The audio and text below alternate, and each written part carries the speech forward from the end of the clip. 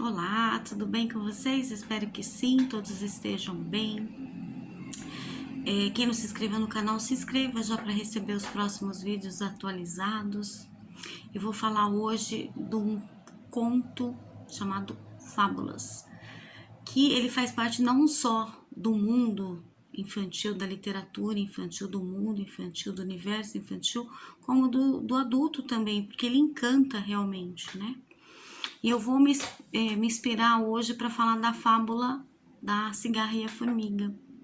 Vou explicar o porquê. Teve um vídeo, até depois eu deixo o link, quando eu tenho um vídeo que eu falo um pouquinho de fábula, e aí eu falo que eu tive um encantamento com fábula desde pequena. E foi verdade, porque meus avós moravam em Santo Amaro por um determinado tempo, né, da minha vida, e aí a gente foi num teatro que tem lá em Santo Amaro, lá no Borba Gato, não sei se ainda existe, né? E a primeira peça que eu fui assistir foi justamente A Cigarra e a Formiga. E aquilo ficou na minha cabeça e não saía. E anos depois que eu fui entender o que era fábula, de quem é essa fábula e tudo mais. Foi anos depois, mas o encantamento é aquilo que ficou, a história ficou. Então eu quero trazer isso para vocês hoje. Quero dividir isso, que é uma coisa que estava em mim há tantos anos, que veio aflorando e depois eu fui conhecer um pouco mais.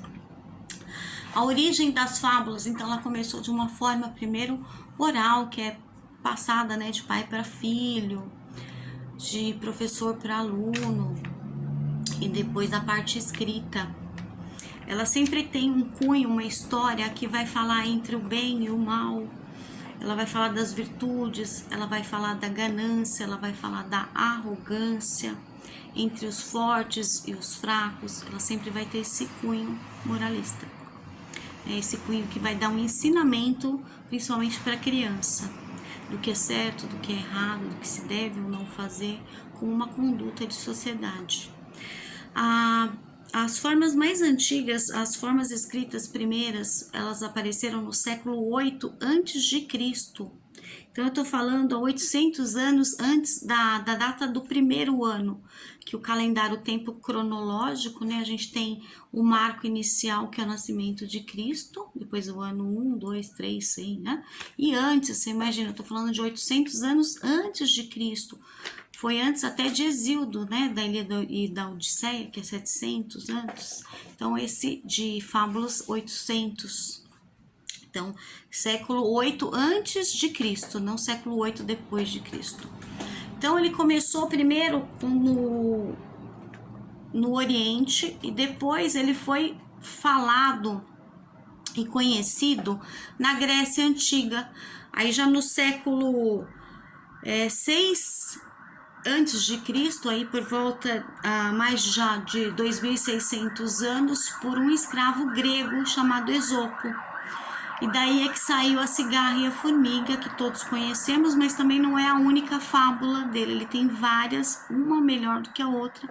Talvez eu faça outros vídeos contando essas histórias ou lendo para vocês. Anos depois, aí já no século 17, Jean de La Fontaine, ele recontou essas histórias de Esopo, que foi desse escravo grego. Só que o Jean de La Fontaine é francês. E depois ela ficou conhecida mundialmente. Então, assim, em todos os países se estudam as fábulas, né? Faz parte do universo infantil. Ela foi recontada por vários escritores, inclusive brasileiros, como Monteiro Lobato, que é um dos maiores escritores que nós temos, mas tem outros também, Ana Maria Machado.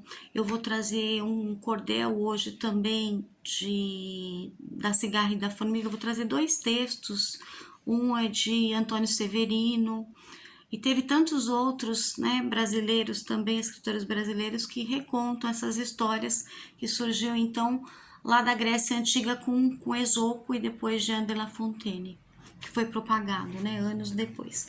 Se você pegar o dicionário e procurar o que é fábulas, ó, esse dicionário aqui, eu super indico ele, Silveira Bueno, ele já tá na Nova Ortografia, e se você não tem o dicionário e for comprar, Esses daqui ainda vêm com as primeiras letras que facilitam. Eu tenho até um vídeo já falando como usa o dicionário, verbete e tudo mais. Então, letra F já vai direto, né? De fábulas. Depois, A e B já tá logo na primeira folha, quer ver? Olha aqui, tá logo embaixo. Fábulas. Já tá até riscadinho o outro lado também, porque eu sempre uso muito o dicionário e eu super indico para vocês. Para todo mundo, né? Para meus alunos, fábula. Ó lá, tem abreviação, ó. SF, sempre abreviação. Tem aqui todas as abreviações também, se você procurar, são corretas, substantivo feminino, tá? Então, essa palavra fábula, ela é no feminino. É uma narração alegórica cujos personagens, ou seria cujas personagens também, da forma antiga, né? Personagem hoje é um substantivo também, só que de 2 gêneros, né? São geralmente animais que encerram uma lição moral. E o diminutivo é fabulazinha, separação silábica, fábula. É legal que ele vem tudo especificado, né? O diminutivo, como faz a separação silábica, é bem interessante. Eu acho que é sempre bom consultar o dicionário. Então é isso. Essas composições literárias, então, da fábula, são características, né, da forma escrita, curtas, ou ela vai estar em prosa ou em versos, esses poemas, né? Prosa já é um texto escrito, sem ter rima, pode ter parágrafos como fala das personagens, ou em prosa rimado, em versos, né? De 4 em 4, 3 em 3, 10 em 10. Eu vou passar um para vocês que são de 6 em 6 depois, um deles, né? Então, uma das características, então, dessa composição literária é o antropoformismo, que seria a forma de pensamento humana, né? Por exemplo, só que são dadas para os animais, por exemplo, a fala, que aí os animais eles ganham essas características de pensar, de sentir, de se expressar, de falar, e também a personificação, ou seja, são seres inanimados, seres talvez irreais, que aí ganham vidas. São seres irracionais, mas eles ganham o que? Sentimentos humanos, ações humanas, também faz parte do universo da fábula. É um universo literário estritamente infantil, foi feito com esse propósito de ensinamento de cunho moral para ensinar a criança o que é certo. Tem muita alegoria, conforme eu li lá no dicionário.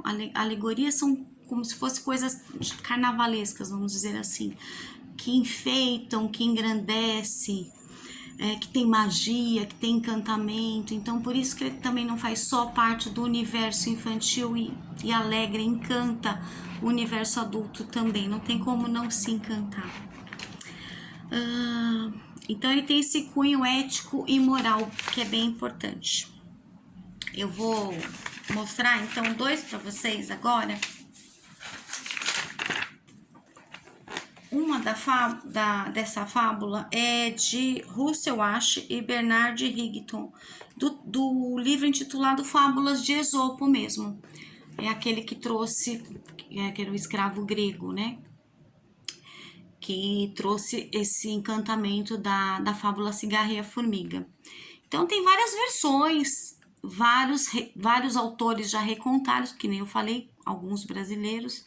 E esse aqui está recontando essa fábula e eu vou ler para vocês. Num belo dia de inverno, as formigas estavam tendo o maior trabalho para secar suas reservas de trigo. Depois de uma chuvarada, os grãos tinham ficado completamente molhados. De repente, aparece uma cigarra. Por favor, formiguinhas, me deem um pouco de trigo. Estou com fome, com uma fome danada. Acho que vou morrer. As formigas pararam de trabalhar, coisa que era contra os princípios delas, e perguntaram: mas por quê? O que você fez durante o verão? Por acaso não se lembrou de guardar comida para o inverno? Para falar a verdade, não tive tempo, respondeu a cigarra. Passei o verão cantando. Bom, se você passou o verão cantando, que tal passar o inverno dançando? Disseram as formigas e voltaram para o trabalho dando risada. E aí tem o moral da história. Moral da história, os preguiçosos colhem o que merecem. Então, é super legal. Ele sempre vai tá passando esse cunho ético, moral para as crianças. Ele vai estar de forma implícita ou explícita. Então, quando ele está implícito, ele aparece sempre no final do texto, como esse aqui. E tem algumas fábulas que ela não aparece nada no final, como moral. Não, mas aí ela tá implícita, você mesmo que vai ter que pensar facilmente, porque é uma coisa para criança. Então, se uma criança entende, quem dera um adulto, né? É uma coisa fácil, você vai logo perceber onde é que tá a riqueza de ensinamento. E eu trouxe um outro que também está intitulado como A Cigarra e a Formiga, só que é em formato de cordel. Então, eu estou trazendo um outro tipo de literatura, de escrita, que é cordel, que é uma literatura popular, muito conhecida no Nordeste brasileiro, né? Em formas de folheto, sempre trabalho todo ano com os alunos, até trouxe alguns para mostrar. Ó, daqui, tá vendo? Não é em formato couché, é uma folha simples, olha aqui por dentro, então ela é mais simples ainda, tá vendo? Ela vem em forma de poemas, de prosa, tem diversos assuntos, começou, por exemplo, tratando sobre Lampião e Maria Bonita, hoje ela é muito conhecida aqui no Nordeste, ou o Manifesto Comunista, então ela parte para outros tipos de textos, né? Como esse aqui que é da sociologia ou da filosofia, até trouxe o Manifesto Comunista, é esse o original, aí tem Engels, não sei o que, e ele trata vários, olha um outro aqui, Zumbi, então ele tá falando um rei negro de alma negra, assuntos diversos, ó, uma poesia de cordel falando do grilo, e aí por diante, o que é, tá ao contrário esse daqui, e é isso, para vocês conhecerem um pouquinho da literatura de cordel, né? Que é em formato de folheto também, geralmente é colocado em varal. Ela começou lá na Europa, primeiro, na época do Renascimento, depois com os portugueses, até foram os portugueses que trouxeram para cá. Né, no tempo do Brasil colônia, na colonização, é que o cordel realmente se instituiu aqui no Brasil, principalmente no Nordeste. E então ele é um folhetim feito em cordel, colocado em varais. Então eu sempre trabalho com meus alunos, peço para eles produzirem também, coloco o varal na sala de aula, é bem interessante. Então eu achei muito legal, além de ter trazido a história original da Cigarra e a Formiga, que é bem conhecida, dessa primeira que eu li para vocês, agora eu vou ler a segunda em formato de cordel. Então vou fazer uma homenagem também ao Nordeste brasileiro e vou ler, tentar com um pouco de sotaque de lá, tá? Da Cigarra e a Formiga. Vamos lá. Aquele que trabalha e guarda para o futuro, quando chega o tempo ruim, nunca fica no escuro. Durante todo o verão, a cigarra só cantava, nem percebeu que ligeiro o inverno que chegava, e quando abriu os olhos, a fome que já lhe esperava, e com toda a humildade, a casa da formiga foi ter. Pediu-lhe com voz sumida alguma coisa para comer, porque a sua situação estava dura de roer. A formiga então lhe disse com um arzinho sorridente: se no verão só cantavas com sua voz estridente, agora aproveitas o ritmo e dança o samba bem quente. Espero ter ajudado. Esse poema que foi feito em cordel é de Severino José. Ele é feito de 6 em 6 versos, né? Que a gente chama de sextilha, o formato dele. E cada linha é um verso, ele tem 2 estrofes, então de 6 e 6, essa cestilha. E tem rimas também, você vê quando ele fala, por exemplo, deixa eu ver aqui, ó, comer com roer, né? Então é bem característico também ter rima na fábula. E eu achei bem interessante trazer essas 2 fábulas para vocês, com o mesmo título, A Cigarra e a Formiga, que começou lá com Esopo, e depois foi com Jean de La Fontaine e outros brasileiros famosos, né?